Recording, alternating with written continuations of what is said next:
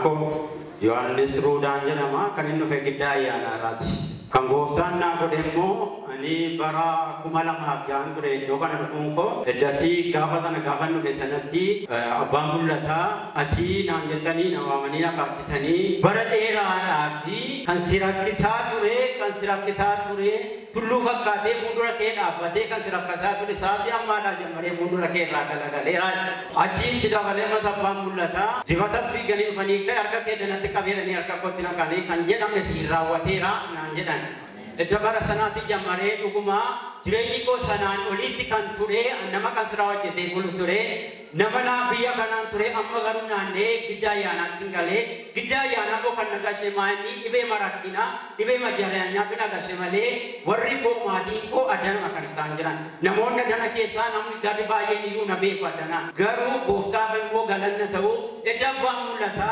erga kana na dabarsani boda jireenyi ko akkuma jedhamu yu kan tullu te fundura ko jiru sunda kelala fundura ko da gaggala kale dume haleluya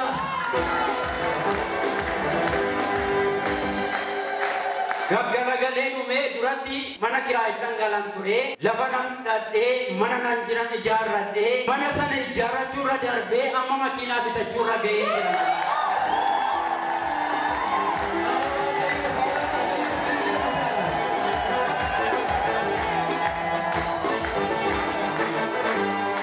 Ani namoonni baay'een nabe komma naannoo makana kan jirani jireenyi keessa jireenya santaana ture jireenya gadaanaa keessan turen kan Kiristoos waan jiraataan nabe arra garuu edda guyyaa sana dammare ergaan sun immoo gaafa 2006 darbee garuu ituun turini naannoo jecha akabaabitti jireenyi koo muluutti jijjiirama guddaa na agarsiisa. Ameen.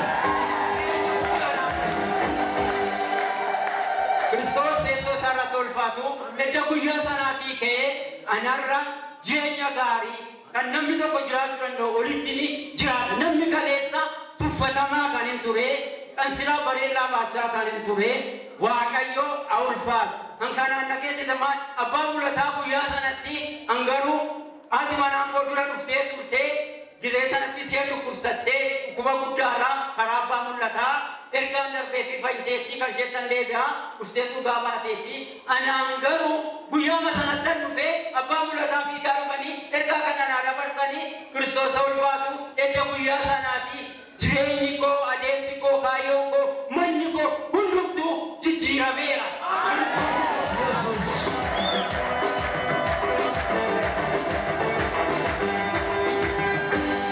Achirratti immoo darbee yooma kanaa abbaan mulataa abjuu godhan algannatti dhufanii deemanii galmeessu turanii naani nabira gahan dhufanii ati mana jireenya mana Waaqayyoo kana ammam gargaartanaan jedhan ay birrii 500 gargaaraa jedhan ishiinaan jedhanii maqaa koo galmeessanii Waaqoo si haa eebbisuu nabira darban kanaaf hinarraa iddoo kanatti dhufee dhugaa koo ati manaan koo immoo dhuftee iddoo kanatti dhukkuba hin taane tokko dhukkubsattu dhukkuba isheen dhukkubsattu itti dabalaa malee isheen dhuftee dhugaa baate afaanuma ishee keessaa kan cilaatti fakkaatu watu zeeshen akkeetu keessaa baa keessaa hin dhukkubsatti giddaa baaseetanii bakka du'a abaabiin du'arra keessatti turte gaafa ishee kaddara jirtu namni tokko jedhan abbaan mul'ata namni tokko dubartiin tokko jirta kan akka cilaattiidha afaan kee keessaa yaa'ee kan jiru amma ummatti fiigii kottoodhaan gisee masana fiiddee dhufte fayyisii ta'eeraa jedhanii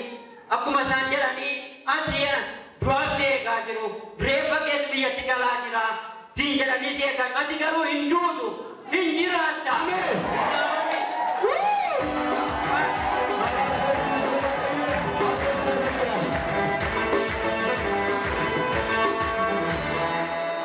Ati kan duutu miti warra dhukkubsaniitiif yeroo dhukkubsataniif iyyuu ati fayyina taata indaa marga keemini wayyaan keeyyuu wayyaan keessa dhukkubsataa rakkunaan iyyuu hin fayyanni dhukkubsataan sureedhaan Kiristoos ulfaatu haati manaan koo sa'aatii ammaatti namni yoo cabee dhufeessi dhukkubsatee dhufeessi inni mana kiimira jedhee mana kiimiraa dhaqabee ishee bira dhufaa gisee ishee sagaddee harka jedhattee irra keessu fayyee mana isaatti deebi'ee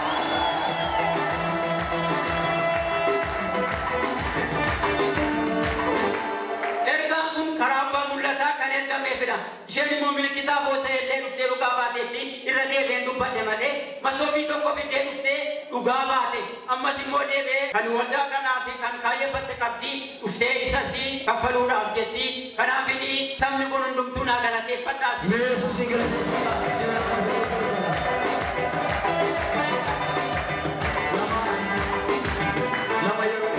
Gara waldaa fayyinaa yeroo dhufee qaansiraa hojjete nama bulu mana nama hin qabne jireenya nama hin qabne akkuma sana dubbatan kana har'a garuu waa'een qaansiraa hafe waa'een kiraayii kaffaluu hafe har'a abbaa makiinaa ta'anii.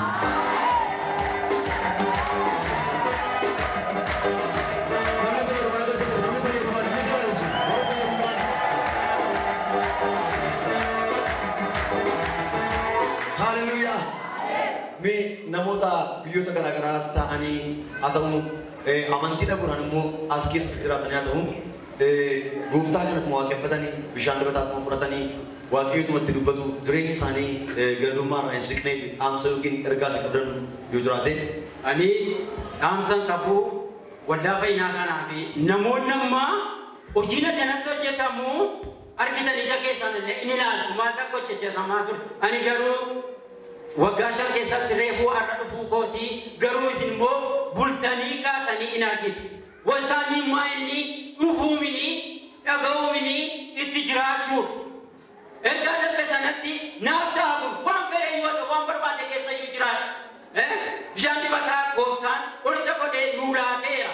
Sana mataa isaadhaan qaqqabamnee nuuni nuutaa jennee fudhanne waan nuu taaneef hin jiru. Maaliif nuuni ittiin ittamanne fudhachaa hin jiru. Adeemsa miila keenya duwwaadhaan deemna. Garuu yoo ta'an hinuma nuuta kan nuun taane hin jiru.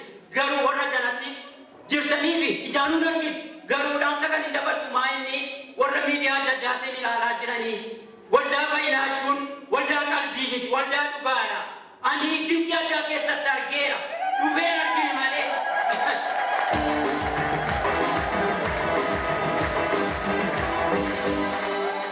Majammaraa waldaanuman deeman ture garuu ergaan naa darbee anaaf kan jirurra naa oole waldaa ergaa addanatti naa darbeedha. Ergaan addanatti naa darbe maa inni baay'atee ji'a tuunaan turini duraanuu sagaruu nan sagar ture naa darbaa ture garuu inni addanaman gaafa ji'a jaanii ija isaa argan.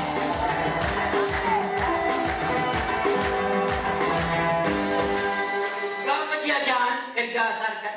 Kanaafi warrooti miidiyaa adda addaa ilaalaa jirtan waldaa fayyinaa lafa jaamaan itti banamu lafa duudaan itti dhaga'u lafa rakkinni namarraa kufame.